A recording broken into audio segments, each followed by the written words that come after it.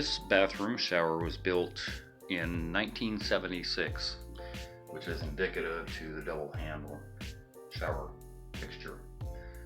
However, they did a renovation going forward. You can see where all the wire lathe was at and all that stuff, and then they floated the walls back in the day.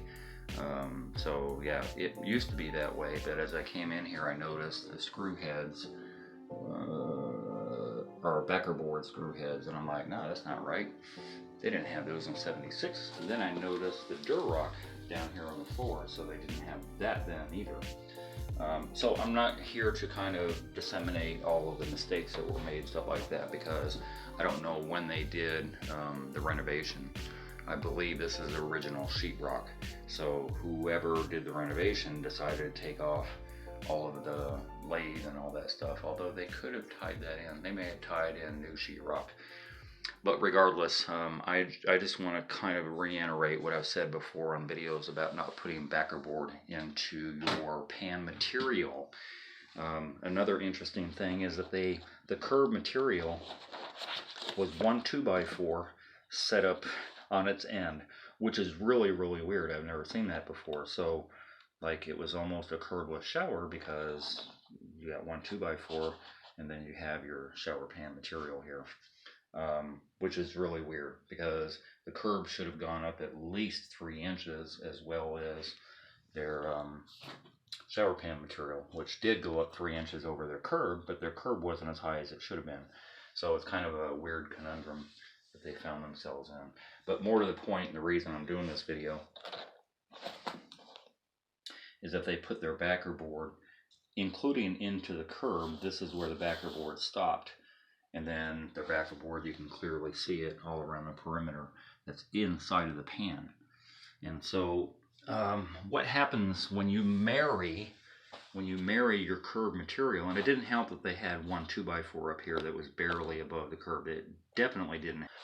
But the main point of the video is that putting your backerboard inside of your pan material, the two are married now. So if you're not going to waterproof your pan surface and water gets through here, then it's going to wick into your wallboard. Some people like to float their curb, and the float material is married to your pan material. Some people like to use brick and mortar and concrete and all this different material that is still married to your pan material. And if your pan material gets wet, now you've allowed that wicking action to go up into your very porous material that wraps around your curb. It's inevitable. You almost cannot separate your pan material from a denser, harder material. That people think, well, if I have a denser, harder material, then I'll be safe. Well, you're not really safe, because in the end, look what happened. So you have and I see this time and time again. It's not unusual that I see all this subfloor rot. The rot is pretty prolific, especially down here and onto here. And so when you get into these side pieces, look how easily, this is like balsa wood. If anybody flew balsa wood airplanes back when they were a kid, they know what this, I mean, it's just like degraded so much. And true enough, all this wood most likely is from 1976, and true enough, some of that rot could have been, although it's doubtful, although it could have been, I don't know, from the original shower. But most of this, without a doubt, is directly related to years later when they did this bad mistake. As I said, usually the curb is a number one place that fails, and it's usually this end over here. Despite that they didn't put a little corner piece of their material in here, it wouldn't really matter if they went ahead and put their wallboard against there and waterproofed everything. Water can't get back there, so putting in a little corner piece here wouldn't matter if they had just waterproofed it. But it does matter in this case because they had an easy egress of water to get out of their pan, because remember, their wallboard is wrapping around. And so now water is just kind of wicking in here, ruining the sheetrock, ruining the wallboard behind it. And then more to the point, look at this floor. This floor is just there's a lot of damage going on here that I don't know. If it's this bad where you can see, I don't know how bad it is where you can't see. So once the pan material is taken out and the pan liner is taken out, and then the floor is taken out with this Durarock. See, now we have another problem, right? If water is wicking its way up and outside from the wallboard, you stuck inside and around the top of your curb and down onto the floor, now you have this other porous material that's also wicking up water. And I don't know what the damage is going this far back or going that far back, because it's hidden. And I have taken out floor material, i.e. the 3/4 ply here, that was like this. Floor material that was this soft, and I had to replace the whole floor before because of the one mistake that they made about, what I just said. And that's emphasis that I try, and I don't know why people think that any backer board won't wick up water, because it does. If there's a way to separate these two materials, then possibly you're okay. But my backer board never touches my pan. I'm always raising my backer board, because of this reason, probably 3/4 of an inch up off of the pan material, all the way around, including the curb. So there's no danger of any wicking action. This will never ever happen with the way I build my showers. That will never happen with the way I waterproof my showers. And so when I take out showers is how I find out where the mistakes are made and how to mitigate those mistakes. And that's why I try and emphasize on my channel, proof positive of the things that I say, so that you'll have an understanding, and then you can go forward with just ignoring my advice and doing whatever you want to do, whether it's better than mine or whatever. But the whole point is to make your shower better. Look at this black mold. So yeah, the sheetrock is probably rotted out through there too. So you can make it better than you found it. And that's the whole point of rebuilding something and doing custom showers. Obviously, like I said, this wasn't the original thing, but going forward, I don't know, 86, 96, whenever they renovated this, that if they had known that, then they could have prevented all this from happening, because now we have a bigger problem. The renovation, when they did it, should have lasted the lifetime of the house. And I think they've been in this house now for 16 years. So, it's a good amount of time, but still, there's no reason why when you purchase a house that, less than 2 decades later, you have to do, some renovation again. And, it's kind of a waste of money, but, ultimately it is what it is. I just want to put this information out there for your consumption if you're ever going to do your own renovation or having something done, to know a lot of the stuff that I point out in my videos. I'm on a kind of an advisory capacity here, because I don't have time to do this job. We're right in the middle of summer and I'm too busy. But this is kind of what the homeowner ended up with, getting into a new condo situation. At some point, builder's grade tile became a lower end porcelain. Although I like this tile, it has a texture on it that's kind of skid proof, which I do like. It's still kind of lower end, which is kind of here nor there as to why the shower failed, because all this is basically for looks. But if you look at this grout line all around here, 3 tile up, literally 3 tile up, has been wet and saturated with water. Anytime you see orange like that, orange staining, that's an indication that water has just permeated that area for a long time. And some of it is exterior, meaning straight into the grout line, but a lot of it's interior. And I'm going to get to that point in a minute. We got some cracking going on and a lot of mold and mildew at the perimeter, and I'm going to get to that in just a minute, because they tie into each other. When I do these videos, this is for homeowners, DIYers, people that are totally ignorant to this whole process and why things fail and all that stuff. It's not necessarily meant for contractors, because most contractors know why things fail, like I do. The grout line is separating here. A lot of it's popped out. This tile is not even matching up to that tile anymore, because this is a bullnose. It should have overlapped. At one time it did overlap, like right here, but now it's pulled away and this wall is pushing out. And so this is kind of a bench / knee wall, which is kind of a weird configuration going on here.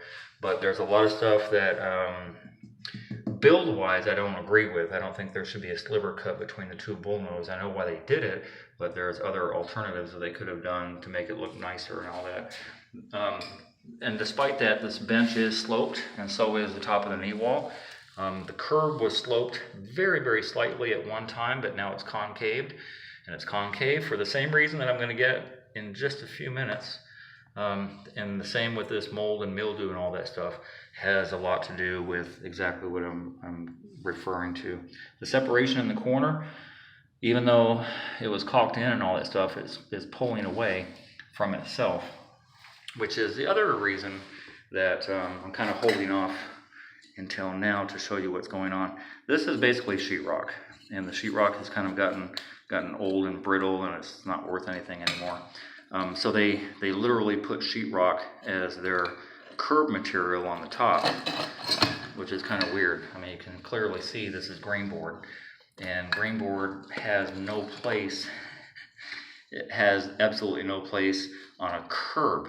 On the walls, it's innocuous. So on the walls, it doesn't really matter because, again, I'm pulling out showers that are, 15, 20 years old where the walls are still pristine. But anytime you have a flat surface like this, you want to make sure that you put a proper backerboard on there, and that's not what happened here. They put grain board on the curb, wrapped the whole curb with grain board, and it failed. And it failed for a lot of reasons, not the least of which that they stuck it in the pan, which I tell people over and over not to stick your wallboard, no matter what it is, in the pan. And then the pan got wet, and when the pan got wet, down here, it's not wet now, it's been sitting around for a while, but I can feel, maybe I can't feel any moisture because it's been sitting so long, but when the pan gets wet, it transfers up to that sheetrock, which is going to waste away within a few years. And look how easily, with one finger, I can just pull that off. Black mold had set in at one time. It's dead now because mold has to have air and water to survive, and there's lack of water going on here now. But it's just one of the cruddiest, ill-got. I mean, there's absolutely idiotic to put grain board onto a curb. I don't know that they wrapped the entire curb, but regardless if they did or not, they have nails, rusted nails now, rusted nails that's perforated the pan material, which kind of sort of doesn't matter if you're actually going to waterproof and keep your tile your pan material off of your wallboard the way I do with that little gap.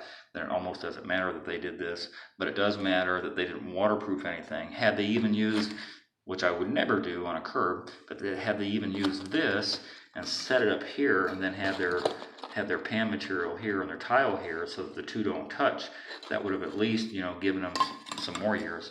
This is so bad that look at that. So it's like a V-shaped thing going on. I mean, I'm not even, this is literally with a finger. I didn't do this prior to being here, but just taking my finger and being able to almost demo this with two fingers is crazy.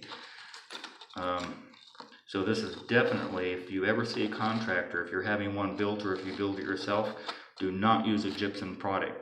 Never use a gypsum product on a shower curb, or really for a shower bench. Or I guess a knee wall is kind of a different story because it's usually so far back and it's going to be waterproofed anyway. But again, the waterproofing is number one to make sure that happens, that it kind of doesn't really matter in the end. I don't know, it's like the building process of condos and subdivisions and stuff like that, they're not really on point to make things last. And this, true enough, this is an older shower, but I've had showers from 1985 with builder's grade tile and unsanded grout that, from 1985. This is from 91. So this shouldn't be happening. And just being able to pull out all of this stuff and have it just disintegrate. I mean, literally disintegrated from up under the door. So getting back to here, if they built the curb this way, they definitely built the bench this way. And that's why it's not just movement. Well, probably a little bit has to do with movement, the incremental movement of all building material, but it also has to do with that. The expansion and contraction has popped this tile out by a good quarter of an inch, if not more. And it's the same construction, without a doubt. So they have grain board construction behind wood. More than likely, a lot of that wood is rotted as well. And then getting back to what I started with over here, a lot of that is exterior, but a lot of it's interior for the same reason I mentioned here, because all this wall board, this gypsum board, is inside of the pan, and it has wicked its way up 3 foot high, and gotten all this wall board behind it saturated. And it'll never dry out properly, and so then you end up with this discolored grout.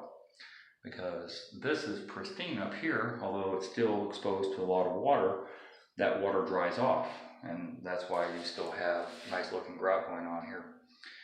So anyway, the point of this video, very short video, but I'm just trying to explain process and how things work and why you should do certain things. You know, I like to back up what I'm saying with actual evidence of what I'm saying, so that, you know, people can kind of understand about the shower build process. If they had only waterproofed everything, then they would have been okay. But more than likely, when all this tile comes up, all this pan material, which is basically just, look at here, and the drain, this would drive me crazy. Those 2 screws are like this way. And so, I don't know, the ADA thing. So this, either the screws this way or that way, which is incidental, but I just noticed it. So just make sure that if you're having a shower built, or you're going to do it yourself, that you don't learn by other people's mistakes that I try and show in my video, to kind of educate people that don't know. Because otherwise, it's not a bad built shower tile wise. There's no lippage on here, although they stuck the tile straight to the wall. I'm not sure how they got away with that without any lippage, but there's no lippage. The lines all match up, even to the floor, to the curb, all the lines match up. There are some little minor things that I don't quite understand. You know, they're bringing, as I said here, I don't like the sliver cut. They didn't have to do a sliver cut and follow it down, but they did. I wouldn't have done that. You know, a full piece would have been more appropriate. That's just, you know, minor critique. But the major thing is make sure your shower is built right, because in the end, this homeowner should not have to be rebuilding their shower, and it's going to have to be rebuilt because everything behind it is garbage, and you know, it should have lasted much longer. And that's all I have to say about it. Hope it helps somewhat to somebody out there. Hey, if you enjoyed that video and you learned something, consider being a Patreon member. $5, $10, $15 a month would help me greatly produce more videos. I make nothing from YouTube at all. If you're going to call me for advice, please donate $50 for 30 minutes. My link to my PayPal and my Patreon account is down below. And if you haven't already, hit the subscribe button and hit the bell so you get immediate notifications as soon as I post videos. And thank you very much for your support.